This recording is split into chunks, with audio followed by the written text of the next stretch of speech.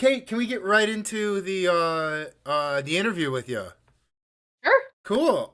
And once again, Kate, if you laugh at a question or you smile at a question, do not think me. Think our intrepid, Folkwise interview sleuths who have helped me put this together. Let's go right into uh, the first question. Your handle online is what the folklore. Yes. What the folklore do you think folks think folklore is? Everybody knows what folklore is. It's just folklore, man. Like What do they say? What do they say when you say you are a folklorist? when I say I'm a folklorist, I get a totally blank stare. Like, what? What did you just say? What? Or I get the well, I've never heard that one before, which is kind of my favorite. And um, and then lately, if I'm in company where I really can't talk about being a folklorist, I say, oh, I do arts administration. Oh, Which is sure. much less exciting to say. Apologies to anybody I know who's in arts administration. There's probably more of them than there are us. To be honest. Um, Kate, what is something that you've come across in your uh, studies of Okinawan folklore that is nothing like the rest of Japan? Hmm. Well, I I don't know that I would ever say it's nothing like the rest of Japan. Fair. It's kind of like it's on like on a cultural continuum that Mm-hmm. there's like similarities with Japan, but there's also similarities with places in China and elsewhere in Southeast Asia.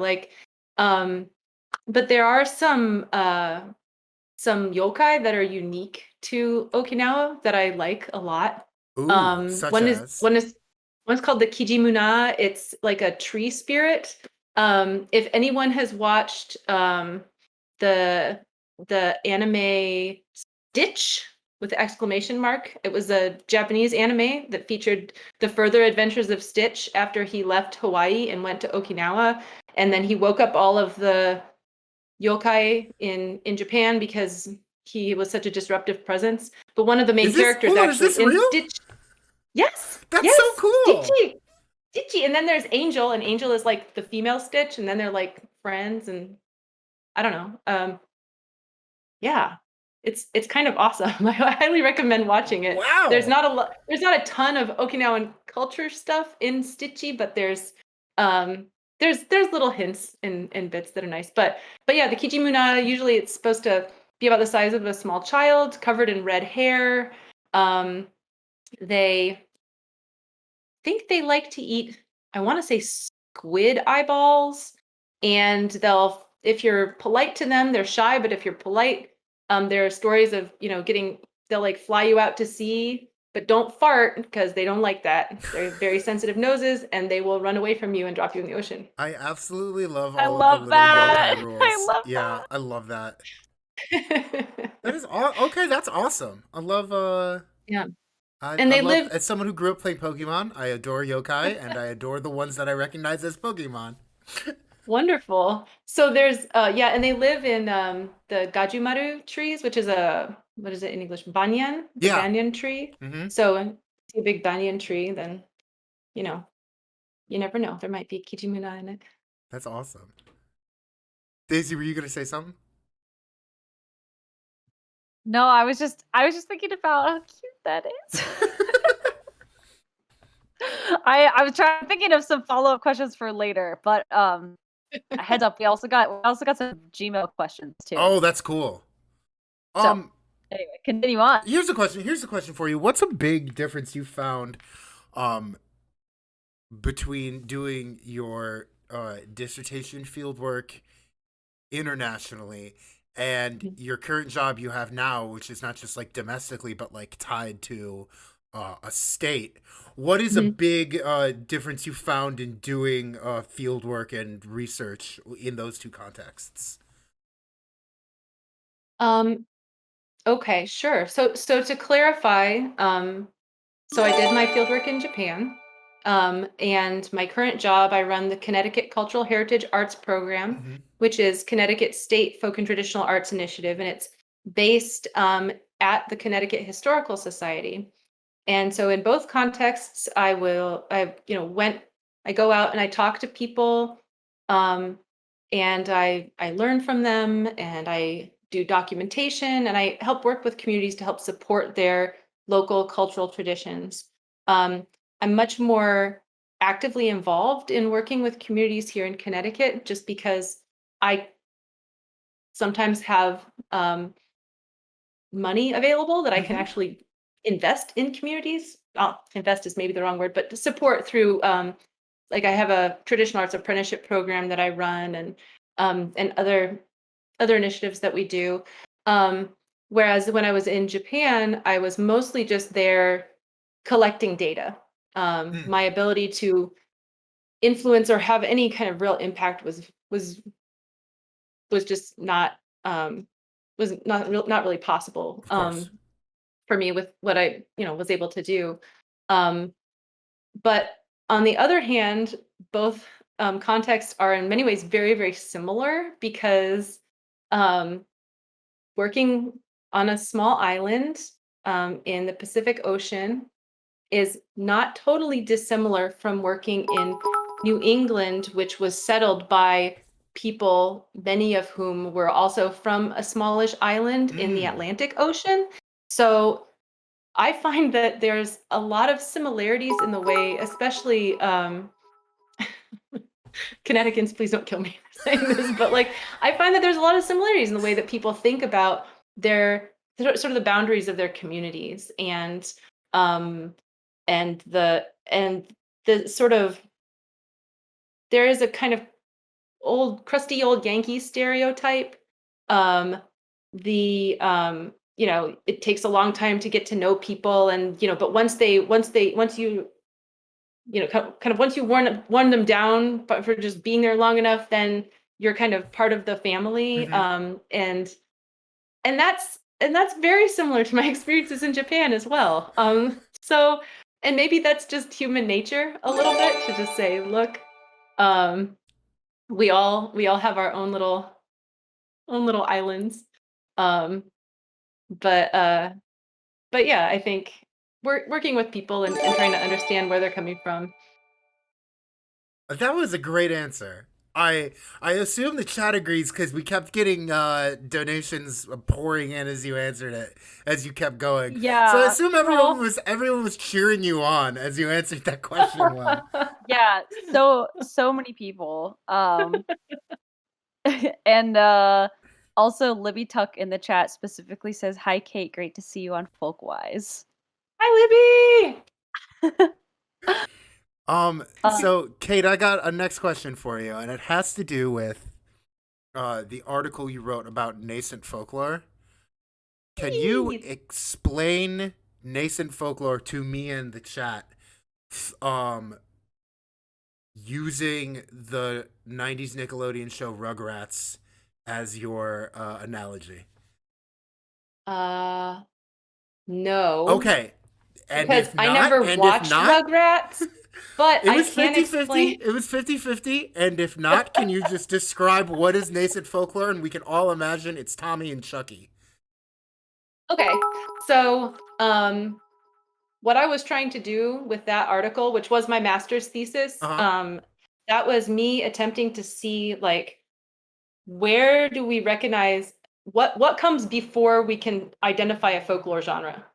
Mm. Like, so, if some of the earliest games are like patty cake, for example, or like kids riddles or playing tag or whatever, things that like games that we recognize as like, oh, this is definitely folklore. Children are learning it from children. It's being passed on from generation to generation. Like, well, what comes before that? What enables that to burble up? And So what I attempted to do unwisely, I would add, is I attempted to go into developmental psychology, a field I knew nothing about, Okay. and try and mine it for information. And I came up with a couple of decent ideas about looking for, well, what comes before folklore is pretty much what comes before pretty much all intentional human communication, Yeah. like being able to act with intention, being able to have some kind of like connection, have your intention recognized by others.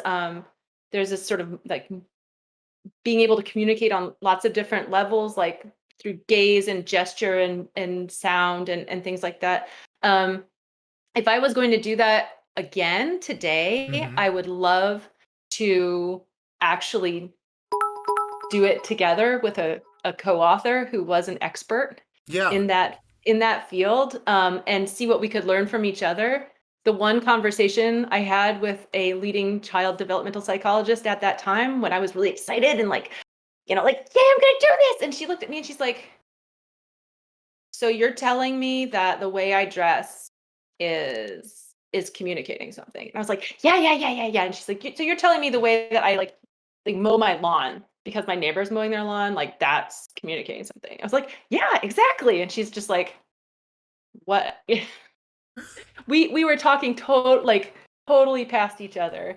And I was Oh like, no. look, intentional aesthetic communication isn't everything. And she's like, you have to be able to measure it. What are your measurements? What are what are you looking for? What's your data? And but All the folklorists are like shy fingers, like, what's my No, I right. like I like the part of the answer where you talk about what you would do differently now, because it is both stressing the need for interdisciplinary collaboration and Yeah. proof of you doing a growth, you personally growing. Look at you! Wow, excellent. If I can go into the next question, since it Yep. appears to be a consistent part of your life post pandemic, do you have a favorite French Canadian tune now? Do I have a favorite French Canadian tune? How did you learn about it? I I I, I read. It's on the I Connecticut Historical Society's website. is it? Um, no, I really like the Maison de Glace, and I don't speak French, so I've actually been hosting this French Canadian jam session via Zoom for a local jam that needed a space, and I don't play an instrument to contribute to an instrumental jam session, but I've appreciated getting to know a little bit more about this music Mm-hmm. and stuff. So yeah, it's been great. I But th- Maison de Glace, it's very pretty. I think that I sounds don't know who great. it's by. I think it sounds great even if you swear you can't speak French. I think you're doing it. Um, my excited faces. Excuse me. My excited faces came because we made Hype Trade 3. I know, incredible. I Thank don't you, know what that thank you, means. That's everyone. so I exciting. think people are enjoying your interviews so much they're just making it rain basically. Yeah. Someone asked in the chat, is that the Ice House? Yes, the ice house. Good call. Not the ice cream house. I attempted to Google translate it myself, and so I was like, "Hey, what is that?"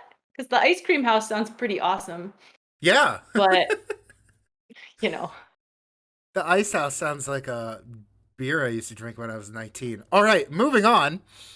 Um, Kate, you have the best posture of any folklorist I've ever met. How many years did you study dance?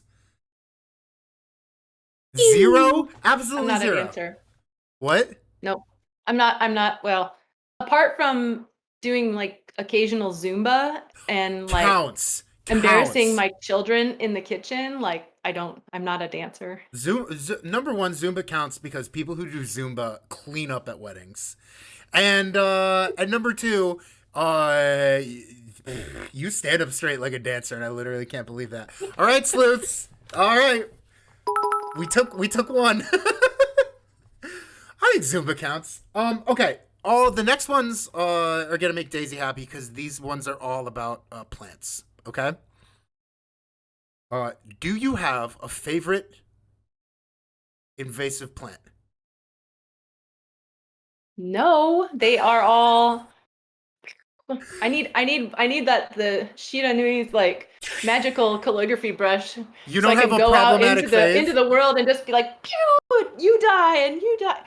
So the wonderful thing about the ecosystem Uh huh. is that when we have a lot of invasive species come in, it really stomps out the ability of native species to thrive. And the native species are what feed the insects that propel the rest of the ecosystem forward, like Hmm. pollinators and stuff. So if anybody's like, wow, hey, you're sounding really violent about you, how much do you hate plants? Like what's your problem? And I'm I would love to talk to you more about this because it's something that I it's like my weird passion project. And so yeah, save the bees, plant native species. You But you yeah, don't want me to say blackberry? blackberry's not invasive. That's Well, I guess native. it depends. I guess it depends where you are. The Yeah. blackberry when I was in Oregon, everybody hated blackberry because it takes over everything. Yeah, there are some native species that can be aggressive. But black raspberries are my favorite fruit. Mm, good They answer. are one I of my love them. favorite. They're just wonderful. But yes.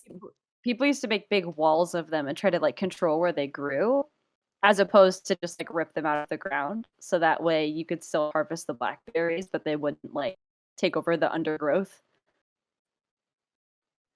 But I just like blackberries. They're so it's my problematic fave. My English. What about problematic English fave. ivy? My What problematic about English fave. ivy? I know it's like a terribly oppressive bad plant, but God, what's the one on the cover of REM's first album? Oh, let me. The kudzu. Oh, kudzu. Yeah, I Yeah. just like REM's first album with the kudzu on it. Um, Are honeybees invasive to North America?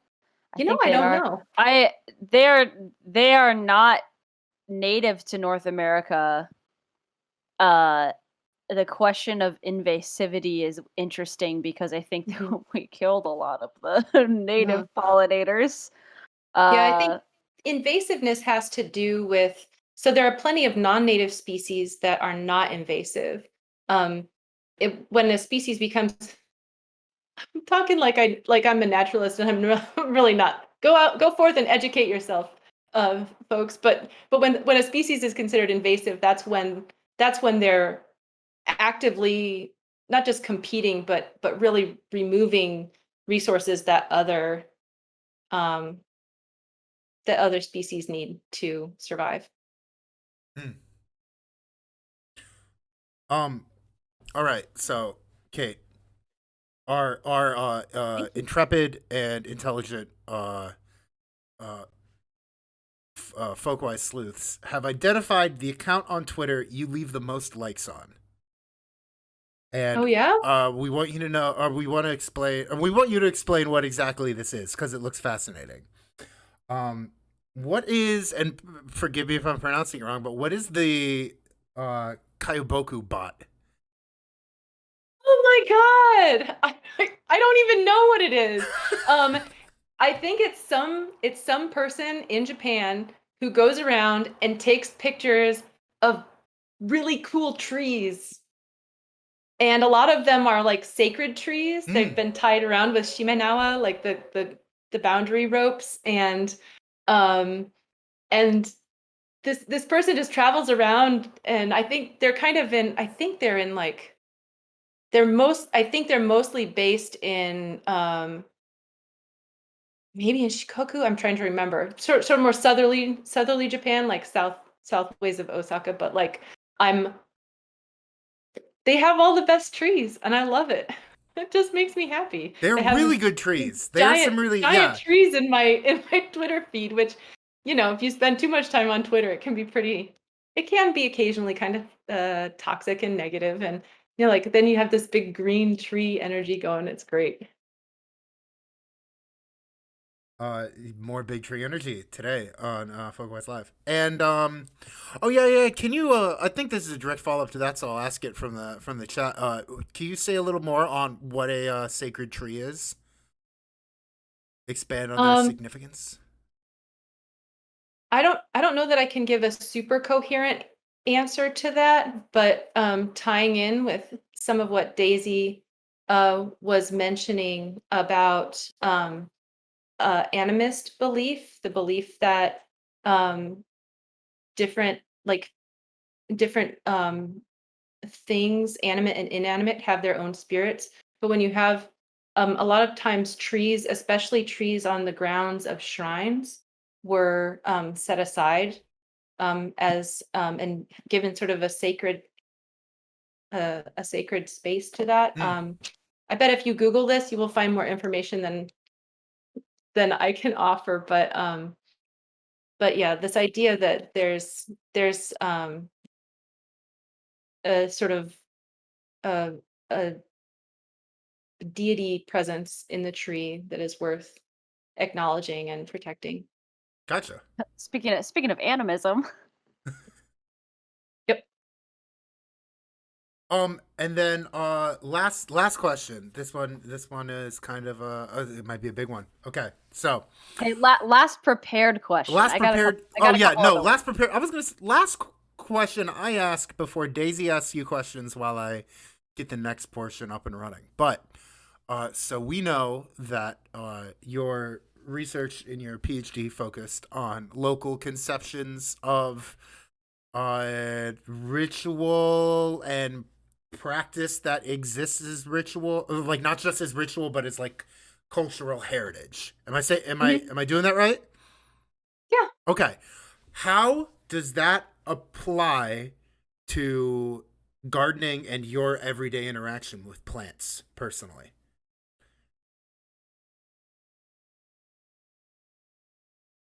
Wow.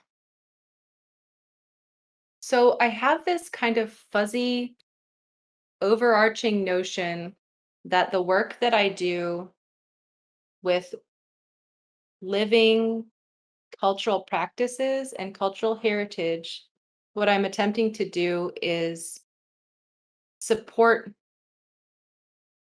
human ecosystems of culture. Because when people have strong cultural heritage and they have the ability to practice their cultural heritage, there are health outcomes. It's good for mental health, it's good for physical health. Mm-hmm. Um, and that means acknowledging diversity, it means supporting diversity, it means making space for everybody to exist together, and it means creating ways and supporting policies that contribute to equity outcomes and social justice outcomes, um, in the same way that me in the garden, uh, planting my bee balm and my New England aster and my, all of these native plants that I'm slowly adding to my garden, and me also running around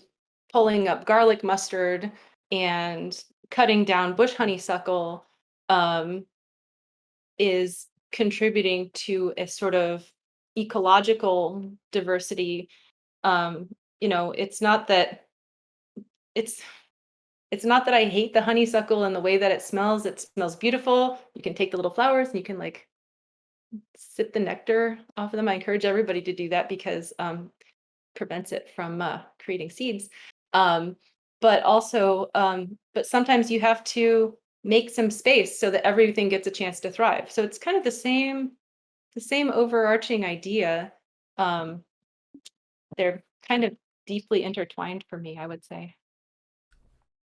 Death Florist in the chat said that some of her most favorite experiences were sucking on little honeysuckles as a kid. Yeah, I have Yeah. that experience too. Yes, Yeah. sip the nectar, baby. As Uh, Tori Kate, says. Absolutely. I also just want to say I really like that answer. That Yeah, you nailed that one. that's Oh, thank awesome. you. Yeah, Yeah, yeah. having fun But in the but Having also chat. the process of like being in the garden and connecting with with the earth. And even weeding, like there's a kind of meditative quality to it. You're in the moment. Having Totally. Fun said something very similar, where she said Yeah. she had a gardener tell her you have to feed their plants and give them things you can't see affecting the plant right away, but it's a nice little ritual. Yeah, yeah. Now every time Yeah. she does an annoying gardening task, it's a ritual. It reminds me of, if you've seen that. Have you seen that interview with the late great DMX, who just passed like recently? No, I And haven't. he takes the interviewer to his orchid garden, and he's got like all these like bright, beautiful orchids. I know what you're thinking, like that guy with the voice that sounds like gravel grows orchids, and he says like, but when I first started growing orchids, I thought I needed to get them like expensive fertilizer and like do go out of my way for this. And then the older I get, the more I realize all flowers need to grow, or all anyone needs to grow is just water, sunlight, and attention. Um, yeah, so I pictured Yeah. you and I like DMX that. would have gotten along. I'm sad that we didn't get the opportunity. Oh man, yeah, he Yeah. lived in White Plains. You weren't that far. Hmm. Yeah, I Damn. keep seeing these things, and I don't know about how scientifically accurate it is about people who do studies like that, like they talk to plants, and the plants that get talked to, or the plants that get praise, grow better than the plants that get like insults. And I'm like, okay, there's something going on here that I don't understand, and I don't know about the science behind it, but I talk to my plants Um, just on the off chance during the great plant uprising. Hopefully they'll remember me. they'll spare you. I'm with you there. I'm plugging the book I'm reading right now. If anyone's read the Overstory, it makes me really want to go outside and talk to a tree. It's a great book. Anyway, Daisy, you got some questions from the chat while I get things set up for the next segment? Yeah, I do. I'm posting that book that you just mentioned in the chat. It's It's so good. the novel, right? It's By a novel, Richard yeah. It's a Powers. novel about people and their relationship to trees. Perfect. Ooh. Yeah. Yeah, I got two questions. So the one that we got mailed in ahead of time, mail as an email in ahead of time, was from T Papas 56 in the chat, who says, can Kate talk at all about the Thunderbird and Orphan Tsunami of 1700? And then they say, first, I think it's adorable to think that there are scientists out there trying to reunite tsunamis with their parent earthquakes. Is this anything? They said it doesn't have much to do with Japanese folklore per se, but wanted to just kind of throw it out there. The tsunami of 1700? Yes, the year The 1700. year 1700. Thunderbird and Orphan Tsunami of I 17. don't think I know enough about that one Okay. to comment. I'm really sad that I don't, though, because it sounds I'm so interested now. Please tell me more. We'll have to look it up. Okay, so there Yeah. I was sent a link, so I can send you the link. And then I think Yeah. another part to it's a link from an article from the Scientific American. And then I the follow-up to that kind of is how badass is it that Japanese record keeping vindicates, supports, shines a light on the importance of Native American folklore, or all folklore really, was the quote from this. And I think that this is in reference to the record keeping of this specific tsunami. Not sure if you if you know this, but we did receive something about that, thinking maybe about like weather or even animism and how certain like geological meteorological events can have these sort of like legacies and impact and how that's recorded. Is that something at all that you know a lot about or like are interested in or thought about before? I don't, I mean, not not particularly, but the ways that people maintain knowledge is always going to be interesting to me at some level. But no, the only interesting tsunami story that I know from, I don't know about from 1700, but that happened in the Miyako area during, I think it was during the 1600s. Um, People were up at the tallest point on Miyako, and they could see they could see the water pulling out, and um so they were able to warn people. I think they set something on fire, so people Oh wow. came up Wow. the hill to see what was going on. And a lot of people were saved that way, but I'm probably misremembering that too. But now I have to look into this. This is super interesting. Yeah, it sounds interesting to me too. Okay, well, I'll send you the article when there could be a follow-up or something. Yeah. Great. Okay. Yeah. And then Luomi also said question for later. What direction should states like Connecticut be going in terms of arts agencies and strategic priorities? So thinking more about like your role as a folklorist and arts Mhm. agencies and strategizing priority ventures and stuff like that. What do you think about the direction or the future of those organizations? Well, so in Connecticut, there is the state arts agency is part of the Department of Economic and Community Development, and they I think they only recently came out with a new strategic plan. So they have certain goals that they're looking forward to try and accomplish, and they are working really, really hard actually to embrace different aspects of let's see, what is their they have a ready framework, which is an acronym, and I can't remember the parts of the acronym right now, which I'm really sad. I'm really sorry to my colleagues over there.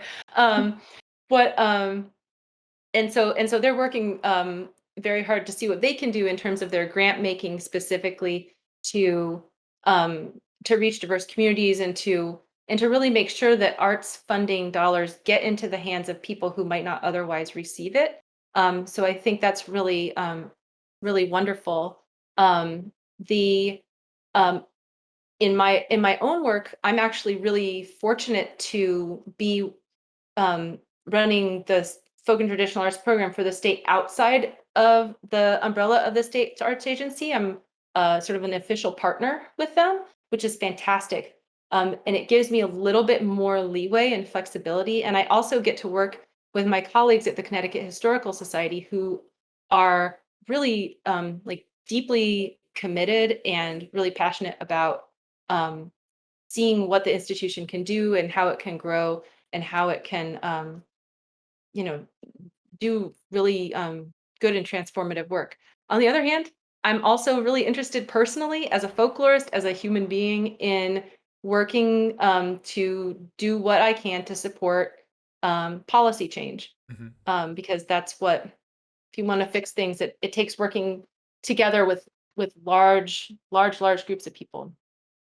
Um, the a single program, a single person is never going to have the kind of impact that the network is going to have. So long live the network. Cool. I love that. Um, T Papa's circle back Okay. to follow Read up this, to provide. Daisy. I need to Um, I need to know more about this because this is fascinating. Just the two yeah. sentence summary. So T Papa's 56 in the chat says a tsunami hit Japan and it was referred to as an orphan tsunami because there were no earthquakes that preceded it. On the west coast of the United States, Native Americans had oral record of the thunderbird warring with the whale, and it ended up being proved to be this specific event that Japan recorded. Says Oh T wow. Papas, and so I think getting to that Fascinating. idea of the like intercontinental, cross-continental relationships and influence of like historical record and events of I don't know exactly how to like describe it, but these sort of like large scale relationships that have to do with recorded history influencing each Mm-hmm. other. Yeah, that's super. That's kind of cool. That's super cool. And that's a huge tsunami. Yeah. Right. Yeah, Both coasts. right. That is wild. Yeah, with no earthquake. That's what I'm saying. Oh, Was it like a straight line? I apparently, yeah, that's very interesting. It makes me think of like shared experiences developing into different like conceptualizations or like perceptions of those events. like something that the United States West Coast shares with Japan are frequent earthquakes. Mm-hmm. And I wonder like those relationships do appear so different, yet it's the same, theoretically the same Mhm. kind of like meteorological geological event. I think that's really Mhm. interesting. Anyway, Definitely. are we ready for Kate to make a tier list? I'm ready, Kate. Kate, you've seen, Ready? you're in the chat all the time. You know what's coming, I believe. Um, so if you can hit view stream on Discord, you'll be able to play Mhm. along. So basically, we do a tier list with our guests every time we have a guest on here, and tier lists aren't just for picking ranked choice in video games. It's also for figuring out what your favorite thing is. And this comes from when our sleuths looked on your Facebook, you had one movie listed in like favorite movies in your interests. So that must empirically be your all-time favorite movie. Do you know what that was? No. It was Nausicaa, the Valley of the Wind. For real? Presumably your only favorite movie Of all time. of all No, time. you that's that's funny. But with that and just your history with Japanese folklore, we have a tier list for you. Kate, would you like to rank the Miyazaki films? Oh, who is capable in the world of doing that? I know That it's I think no impossible. It is no one better than simultaneously impossible you and the can do only it. thing I've ever wanted to do. But what were you saying, Daisy? Oh, oh, I was gonna say no one better than you, especially thinking about like the folklore-esque and big spiritual plant puppers. I'm sorry, if Princess Mononoke is not at the top. I don't know what's happening here. Okay, I will stop influencing. We're trying to do this. I know the list isn't in release order, but I have them organized. I'm just gonna pull them in release order to make that easier, if that's Sure. cool. And Sure. again, this happens all the time on the stream. If there's one you haven't seen, we can leave it at the bottom. You don't have to rank it. But you can order these however you want, by preference, by reputation, it's set by folkloriness, etc. But since we're going in reverse order, we've got to start all the way back in 1979, and this is probably the hottest take I will ever give on the stream, with my favorite Miyazaki movie, Lupin the Third in the Castle of Cagliostro. Where are we putting Castle of Cagliostro? It's on Netflix if you haven't seen it. Oh my gosh. It's on my recommended list on Netflix and I haven't seen it, but I do like Lupin. He's the Oh, best. I love him. And I have the theme Liz. music in my head right now, and I'm resisting the urge to Is start that singing the it. Lupin, Lupin, Lupin, Lupin? Is that the one?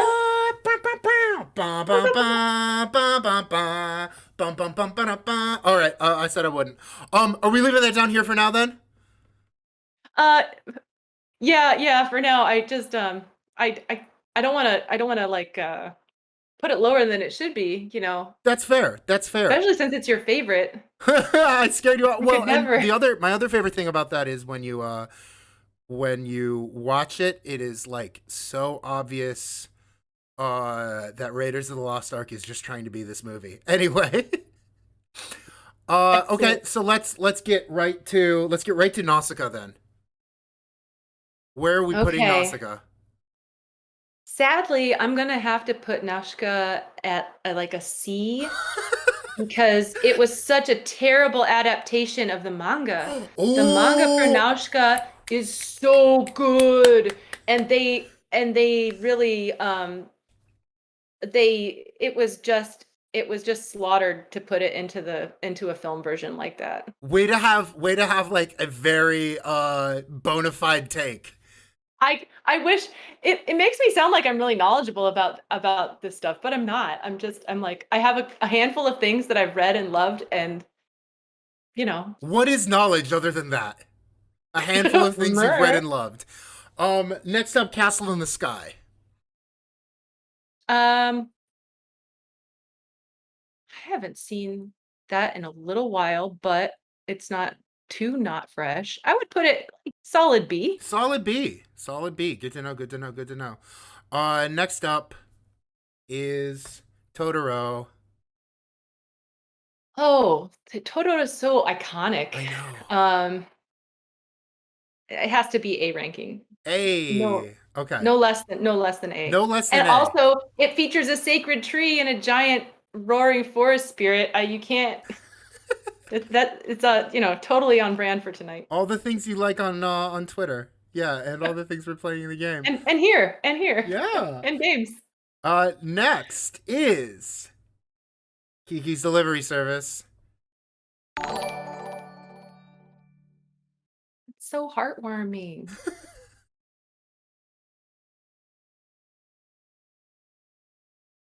How Thanks for dare the- you make me rank Miyazaki movies? That's just cruel. I I would put it right next to Castle in the Sky. Okay, above or below?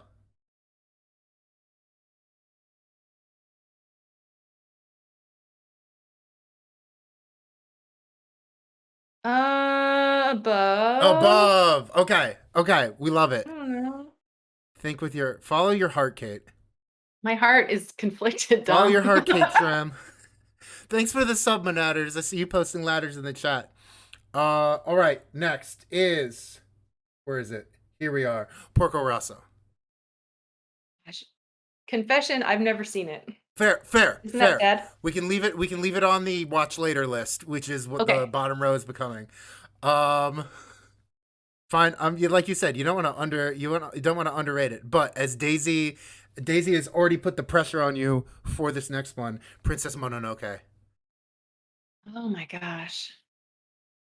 It's so No it's pressure. so Follow good. your It's heart. also Follow your heart. it's also so iconic in Yeah. terms of like forest monster and I would put it right next to Totoro for sure. Above or below?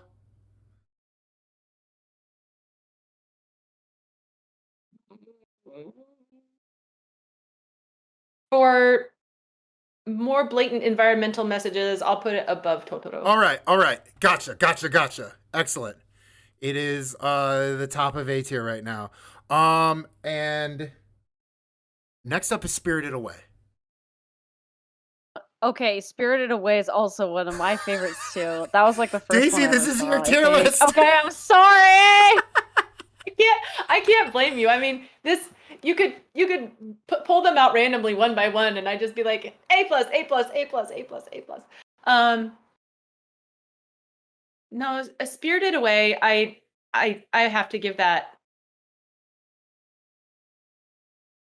It's so good, but they're also good. I'll put it way at the top. S tier. Absolute S tier. masterclass. Let's go. You'll love to see it. And right after that is Howl's Moving Castle. Another one I love, even though it is very, very different from the book. Yes. Extremely different. Do I put it? It is one of my personal favorites. But also because they had Kimutaku from SMAP who did the voice of Howl in the Japanese version, and it's just like the Japanese voice actors in that one are just fantastic. I have to put it right up there next to Spirited Away. All right. Is it S plus or S minus?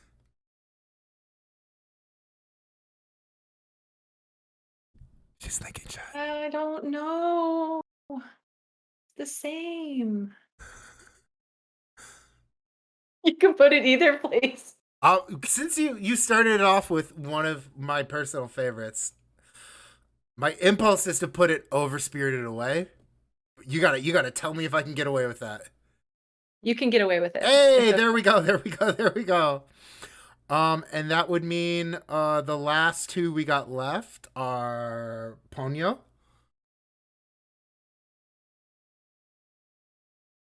I also love Ponyo.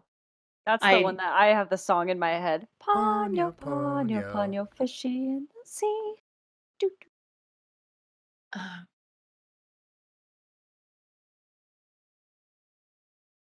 Oh my goodness. I would put it after Spirited Away. Okay, we love a top heavy list. And last for now, because I think he's back out of retirement. But the last completed movie is The Wind Rises. Dude, I haven't seen that one I yet. haven't seen it either. I remember when it came out, but I Oh. haven't seen The Wind Rises either. Okay, saving No, I that haven't on seen your that. on your watch later list. My to watch list, yeah. Okay, your two watch list consists of my favorite Lupin movie, the inspiration for Raiders of the Lost Ark, and I have the theme song stuck in my head. Available on Netflix, Wind Rises and Porco Rosso. But on a scale from Howl's Moving Castle, this one actually works this week. On a scale from Howl's Moving Castle to Nausicaa the Valley of the Wind, how much do you like the changes to the original text in adaptation? There is your tier list. Isn't that funny? Isn't that funny? Yeah, I think there's good symmetry. I didn't even plan on that. Well, I think you know how sometimes the first thing you watch or read sort of becomes the formative narrative for you. Absolutely. Like I saw the movie of Howl first before I read the book, Mm-hmm. and it was almost like reading. It was almost like two completely separate worlds, narratives, everything. Yeah. Whereas Nausicaä was, I read the manga first, and so then when I went and watched the movie, I was kind of like, oh, where's all this stuff? Where's all the things that I want? Where's this and this and this? Although the one thing that I love about Nausicaä, and I will always love about Nausicaä, is all the bugs. I love the giant bugs. Yeah. They make me happy, and I still like bugs. And the giant all my bugs, crazy if I plants. remember correctly, were designed by relatively unknown animator at the time, Hideaki Anno, right before he went on to do Evangelion. Oh, Yeah, like Miyazaki plucked him to do something giant and gross right before he would do that for a living. that is really cool. I did not know that. But I mean, we could put Nausicaä up like in the B ranking just for the bugs. I think have we to gotta. put it into I C think ranking. you gotta follow your impulses and keep it at C. Screenshot it now, everyone. Screenshot it now. How dare I? How dare? I had a lot of fun with that list. How So dare you, Tom? you mean the sleuths? I'm washing my hands clean. Yeah, how dare y'all? Kate, you've been an amazing guest. I had a lot of fun, a lot of good conversation, and a very intense, one of the more intense tier lists that we've done so far. Yeah. What did S. Browner say in the chat? I'm afraid I'm gonna mispronounce it, but Oyasumi Nasai Genki de Simon. Oh yeah, I don't know how to pronounce good night. Oh, Okay. good night to you too. Good night. Be well. Great. Aw. Bye, S. Bronner. I know you got to log off, Kate. Do we have one last anything else for Kate from the chat, or is she free to? There was one. I think I lost it, but there was one. I think there was one. I found it. From go for Horatio it. Pastry. Horatio Pastry. Hello. Hello. Are there any Okinawan folklore, or is there any Okinawan folklore related to the nuclear disasters in Japan? Not that I'm aware of. Interestingly enough, I was it may be that I was able to go and do research in Japan at the time that I did because of the nuclear disaster. Interesting. Because Okinawa is really, really far away from Fukushima, Mm-hmm. and so yeah, a lot of people canceled their research, their funded research trips, which meant that some of that funding came to me, which I think I was really fortunate in some ways to get to go at the time that I did. That said, also on a side note, not to lessen the tragedy from 3/11, but the it is Asian American Pacific Islander Heritage Month. So as you all are enjoying all of your Japanese and Asian, broader Asian media. Remember to hug your AAPI friends and do what you can to make sure that everybody stays safe. I think that's a great heartwarming note to end on, if you ask me. I was gonna say the same thing. Yeah, Kate, I feel like I saw a head poking up there, so maybe it's time for you to go too.